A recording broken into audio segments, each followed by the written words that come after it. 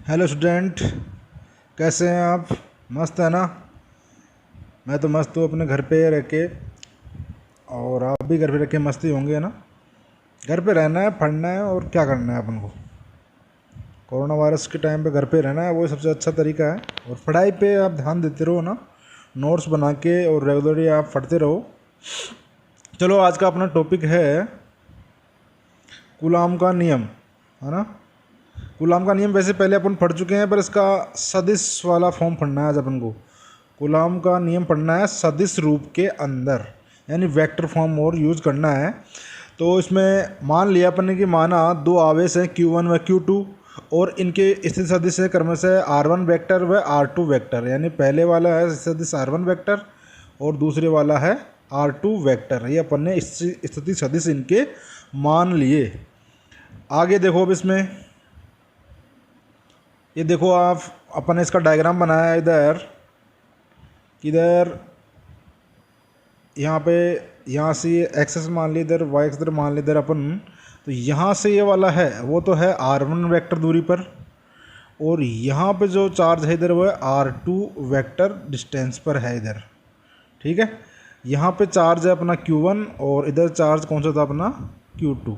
Charge Q1 और Q2 है। ठीक है, अब इस दूसरे वाले पे Q2 पे जो Q1 बल लगा रहा है, मान लिया अपन ने ना दोनों चार्ज कैसे हैं बताओ, आपस में समान प्रकृति के हैं ना। पहले अपन डायग्राम बना के चल रहे हैं कि दोनों आवेशों की जो नेचर है वो कैसी है, समान प्रकृति है, नेचर दोनों की सेम है। यानी दोनों या तो प्लस प्लस के हैं या दोनों माइनस माइनस के हैं। अगर ऐसा होगा तो इन दोनों के मध्य बताओ कौन सा बल लगेगा, प्रतिकर्षण बल लगेगा। तो यानी जो Q1 आवेश है वो तो इसको इधर प्रतिकर्षित करेगा, और जो Q2 आवेश है वो इसको इधर प्रतिकर्षित करेगा। तो इसका मतलब जो अपना Q1 बल इधर जा रहा है, Q1 फोर्स इधर जा रहा है, उसको अपन ने क्या माना है इधर F12 वेक्टर, यानी कि पहले वाले आवेश के कारण दूसरे आवेश पे बल। ऐसे ही इधर जो अपना दूसरे वाले से पहले वाले पे बल लग रहा है उसको माना है अपने F21 वेक्टर। इसका मतलब पहले वाले आवेश पर दूसरे आवेश के कारण बल, यानी दूसरे आवेश के कारण पहले पर बल, इनको अपन ने मान रखा है यहाँ पे। और इन दोनों के जो बीच की दूरी है वो कितनी है, दोनों के बीच की दूरी अपन ने क्या मानी है, वो अलग डिपेंड करेगी। अगर आप यहाँ से अगर R12 मानते हो तो यानी पहले से लेकर दूसरे तक की दूरी, या फिर अगर माने R21 वेक्टर यानी कि दूसरे से पहले के बीच की दूरी, दोनों का जो मैग्नीट्यूड है वो सेम रहेगा R। ठीक है, अब बताओ कूलाम का नियम अगर अपन बात करें सिंपल फॉर्म में, क्या होता है कूलाम का नियम कि F इक्वल टू होता है KQ1Q2 upon R square, KQ1Q2 upon R square. अगर इसको वेक्टर फॉर्म में लिखना है तो अपन क्या लगा देंगे यहाँ पे, भाई F वेक्टर लिख रहे हैं तो यहाँ पे क्या लगा दिया अपन ने, R कैप लगा दिया। भाई इसकी जो त्रिज्या अपन को पता है कि जो बल की दिशा वो क्या होती है, इन दोनों को मिलाने वाली रेखा के अनुदिश होती है, और आर क्या होती है, दोनों के बीच की डिस्टेंस होती है। तो यानी कि इसका जो बल का डायरेक्शन है वो क्या हो जाएगा, आर कैप आ जाएगा। और अपन आपको बताया कि आर कैप मतलब क्या है, इकाई सदिश। तो अगर इसका मान निकालना है तो जो अपना वेक्टर है इसके अंदर इसका परिमाण का भाग देंगे तो अपने पास क्या आ जाएगा, इकाई सदिश आ जाता है। तो इसलिए अपन ने यहाँ से निकाल लिया आर कैप। और आर कैप की वैल्यू अगर यहाँ पे पुट करते हैं, इसके अंदर अपन आर कैप की वैल्यू पुट करते हैं तो अपने पास ये आ जाता है कि एफ वेक्टर बराबर KQ1Q2 upon R square into R vector upon R. अगर इसे मल्टीप्लाई करते हैं तो क्या आ जाएगा, ये KQ1Q2 अपॉन ऊपर नीचे क्या हो जाएगा, R क्यूब और R वेक्टर। तो ये अपन इसको वेक्टर फॉर्म में लिख सकते हैं। ऐसे कोई भी फोर्स होगा तो उसके अपन वेक्टर फॉर्म में क्या लिखेंगे, KQ1Q2 upon R cube into R vector. तो अब बताओ अगर अपन बल की बात करें पहले आवेश से करना, अपन पहले बात कर रहे हैं यहाँ पे कि Q1 आवेश यानी पहले वाले आवेश के कारण Q2 पर जो बल लग रहा है, तो यानी वो बल कितना माना था अपन ने, F12 वेक्टर, यानी कि आवेश पहले कारण दूसरे पे बल, तो वो कितना होगा, KQ1Q2 अपॉन डिस्टेंस मान लिया अपन ने R21 वेक्टर का क्यूब। भाई आर की जगह अपन ने क्या लिख दिया यहाँ पे, R12 क्यूब, और जो यहाँ पे है उसे क्या आ जाएगा, यहाँ पे वेक्टर आ जाएगा। तो यानी आ गया KQ1Q2 अपॉन R12 वेक्टर का cube upon into R12 vector. इसको दे दिया अपन ने इक्वेशन नंबर फर्स्ट। आगे चलते हैं अब।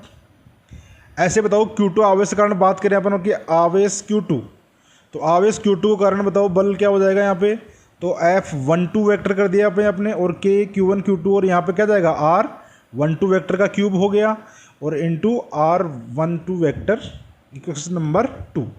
अब यहाँ से बताओ इन दोनों की वैल्यू सेम थी नहीं कि R12 वेक्टर बराबर हो गया माइनस R21 वेक्टर, यानी इनका जो मैग्नीट्यूड है वो तो सेम है, केवल डायरेक्शन अलग अलग है ना। देख सकते हो आप यहाँ से, अगर अपन वापस चले अपने डायग्राम के अंदर, ये अपना एक ट्रायंगल तो बन रहा है ना यहाँ पे, ये ट्रायंगल।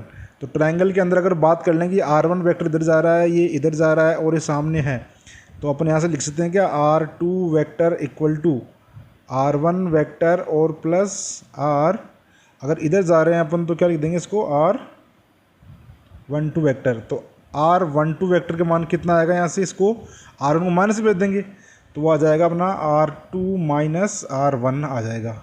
ऐसे अगर अपन जस्ट अपोजिट करेंगे इसका, कि अगर अपन डायरेक्शन इधर मानते हैं कि नहीं हम इधर जा रहे हैं, सॉरी इधर जा रहे हैं, इधर जा रहे हैं और ये सामने आ रहा है, तो इसमें क्या जाएगा R1 माइनस R2 हो जाएगा और उसमें क्या आया था R1 माइनस R2 आया था। इसलिए मतलब दोनों का भाई ये इसकी डायरेक्शन इधर है, इसकी डायरेक्शन इधर है, बाकी मैग्नीट्यूड दोनों क्या आएगा सेम आएगा, डायरेक्शन अलग अलग है, इसका मतलब दोनों का मैग्नीट्यूड तो क्या है दोनों का सेम सेम है और डायरेक्शन क्या है दोनों की अलग अलग है। भाई इनकी डायरेक्शन अलग है पर मैग्नीट्यूड क्या है इनका सेम है। तो अगर अपन इक्वेशन नंबर 2 के अंदर यहाँ पे जो R12 वेक्टर था इसकी जगह अगर पुट करते हैं अपन R21 वेक्टर का क्यूब और इंटू यहाँ पे क्या जाएगा माइनस R21 वेक्टर। अब अगर बताओ ये वैल्यू यहाँ पे पुट करते हैं तो ये वैल्यू तो बताओ पूरी की पूरी किसके बराबर हो गई, F21 वेक्टर की इक्वल हो गई। बस यहाँ पे माइनस अलग आ गया, इसका मतलब यहाँ से अपने पास क्या आया कि F12 vector equal to minus F21 vector, यानी दोनों बलों का मान सेम है, केवल माइनस यानी कि दिशा विपरीत है। और ये अपन जानते हैं ना कि जो ये बल लगता है दोनों के ऊपर बराबर लगता है। Q1 आवेश जितना Q2 आवेश पर बल लगा रहा है उतना ही आवेश Q2 Q1 पर बल लगाएगा। दोनों की दिशा क्या है विपरीत है, तो दोनों का परिमाण बराबर आ गया, दिशा विपरीत है, बाकी बल बराबर रहेगा। और ऐसा ही अपन नियम पहले पढ़ चुके हैं ना 11th क्लास के अंदर, क्रिया प्रतिक्रिया का नियम, न्यूटन का थर्ड नियम था ना। तो यानी कि ये कूलाम का जो नियम है वो क्रिया प्रतिक्रिया नियम था न्यूटन का, उसकी पालना करता है।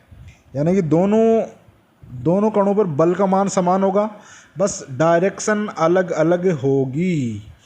फॉर एग्जाम्पल अगर इधर प्लस का है और इधर भी प्लस का है, तो यानी कि ये इसको इधर करेगा प्रतिकर्ष दूर भेजेगा, तो जितना बल लगा रहा है, मान लो ये 10 न्यूटन बल लगा रहा है, तो आप बोलोगे ये वाला भी कण इसके ऊपर इधर से वाली साइड बल लगेगा, वो भी कितना लगेगा 10 न्यूटन ही लगेगा। मैग्नीट्यूड दोनों का सेम रहेगा, बस डायरेक्शन अलग अलग है ना, डायरेक्शन अलग। यानी मान लो अगर ये माइनस होता तो इधर किसका जाएगा, ये प्लस का हो जाएगा, बाकी दोनों की मैग्नीट्यूड है वो बिल्कुल सेम रहेगा। ठीक है, तो आपको ये पता रहना चाहिए ना, कूलाम का नियम है वो क्रिया प्रतिक्रिया नियम का भी पालना करता है। आगे देखो इसकी आप कूलाम के नियम की कुछ सीमाएं हैं, पूछ लेता है भाई कौन कौन सीमाओं में लगता है, इसकी क्या होती हैं लिमिट्स। तो पहला आता है इसके अंदर कि यह नियम केवल बिंदुवत एवं स्थिर आवेशों के लिए ही लागू होता है। बिल्कुल सही बात है जी, कूलाम का नियम केवल स्थिर और बिंदुवत आवेशों के लिए लागू होता है। अगर कण गतिशील है तब नहीं लगेगा और अगर बिंदुवत नहीं है तो भी नहीं लगेगा ना, केवल बिंदुवत और स्थिर आवेशों के लिए लागू होता है। और यह नियम दो आवेशों के मध्य अल्प दूरी के लिए लागू होता है। दूरी भी कम होनी चाहिए, नहीं भाई हज़ारों किलोमीटरों में से जा रही, इतनी बड़ी जा रही है, ज़्यादा दूरी भी नहीं होनी चाहिए। और यह नियम नाभिकीय दूरियों के लिए भी सत्य नहीं है। हाँ, अगर आप दूरी बहुत ही छोटी ले रहे हो, जैसे एंगस्ट्रोम में ले रहे हो आप, नाभिकीय दूरी जानते हैं ना आप, एंगस्ट्रोम में आता है 1 एंगस्ट्रोम बराबर कितना होता है 10⁻⁻10 मीटर। यानी जो नाभिकीय वाली दूरी होती है बहुत छोटी दूरी, अल्प दूरी, उनके लिए भी लागू नहीं होता, दूरी बड़ी ही होनी चाहिए। ठीक है, और फोर्थ है इसका कि गतिशील आवेशों के लिए संभव नहीं है। हाँ बिल्कुल सही बात है, स्थिर होना चाहिए आवेश, क्योंकि यहाँ पे चुंबकीय बल भी लग जाता है, तो वहाँ बिल्कुल स्थिर आवेश होगा तभी लागू होगा कूलाम का नियम। आगे आता है अपना नेक्स्ट आता है कि बहुल आवेशों के कारण बल या अध्यारोपण का सिद्धांत या सुपरपोजिशन थ्योरम जो बोलते हो आप, यानी बहुत सारे आवेश हैं उनके कारण बल कितना लगेगा। ठीक है, तो बहुल आवेशों के कारण निकालना है अपन को, अध्यारोपण का सिद्धांत निकालना है वो क्या होता है। तो वही अपन बहुत सारे आवेश मान लेते हैं जी।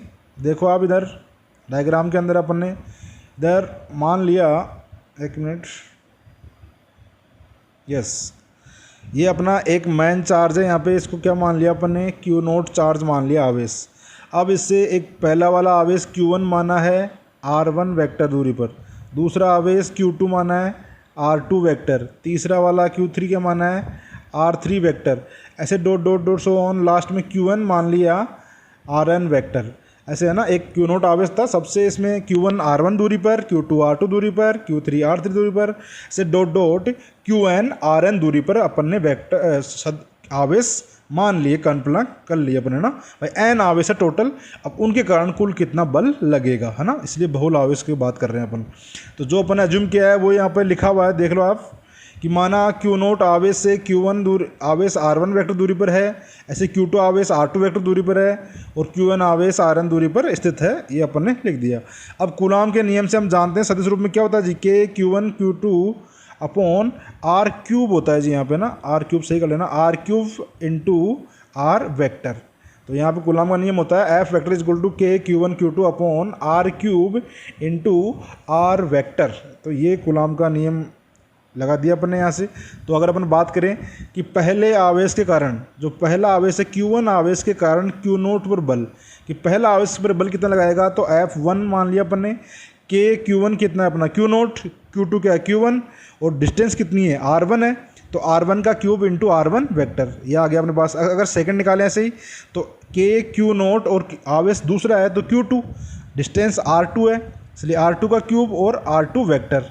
सिमिलरली इसी प्रकार number third K Q note Q3 upon R cube और R वेक्टर, ऐसे डॉट डॉट में अगर बात करें सोन, तो अगर Fn वाला चाहिए अपन को, तो वही K Q note Qn upon Rn का क्यूब और Rn वेक्टर, ये आ गया अपने पास। तो ये सारे अपने F1 F2 F3, यानी कि सारे जो चार्ज हैं F1 Q1 Q2 Q3 dot dot Qn, ये Q नोट पर कितना बल लगा रहे हैं वो बल अपन ने निकाल लिया है यहाँ पे ना। आगे चलते हैं अपन अध्यारोपण का सिद्धांत क्या कहता है, कि अगर किसी बहुत सारे अगर बल लग रहे हैं, तो जो परिणामी बल होता है वो क्या होता है, उन सब के सदिश योग के बराबर होता है।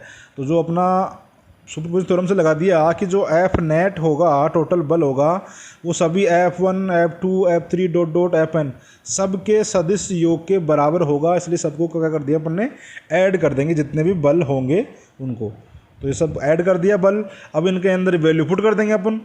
F1 की क्या थी, K Q note Q1 upon R1 का cube, K Q note Q2 R2 का क्यूब, ऐसे डॉट डॉट Qn का क्यूब, सबको अपन ऐड करके वैल्यू निकाल सकते हैं। अब अगर इसको अपन कंप्रेस रूप में लिखें, देखो F नेट इक्वल टू, यहाँ से देखो K सब में आ रहा है इसलिए K कॉमन ले लिया, Q नोट कॉमन आ रहा है, सही है। ये पहले में Q1 है, दूसरे में Q2 है, इसे चेंज हो रहा है हर बार, इसलिए क्या मान लिया अपन ने, QI मान लिया है ना, अपॉन RI का क्यूब, R भी चेंज हो रहा है, R1 R2 R3, और R1 वेक्टर यानी कि RI वेक्टर, और इसको सिग्मा लगा दिया है ना, समेशन I की वैल्यू 1 से लेकर n तक, इसलिए इसको समेशन फॉर्म में लिख सकते हैं अपन ना। तो अपन यहाँ पे क्या लिखा था कि जो अब लिख रहे हो सिग्मा मतलब ऐड हो गया, I वेरिएबल ले रहे हैं अपन 1 से लेकर n तक, और जो चेंज नहीं हो रही वो ऐसे कैसे, जो चेंज नहीं हो रही ऐसे कैसे, जो चेंज हो रही है से Q, तो QI अपॉन RI, और इसका क्यूब हो रहा है तो क्यूब, और यहाँ पे भी RI, और यहाँ पे क्या है, वेक्टर फॉर्म में है, तो इसको सबमिशन फॉर्म में चेंज करके अपन ने लिख दिया इसमें। ठीक है, अब एक नोट, आप अगर अपने पास दो फोर्स हैं तो उनका जो परिणामी बल निकलेगा कैसे निकलेगा, F net equal to under root F1 का स्क्वायर प्लस F2 का square plus 2F1 F2 cos theta.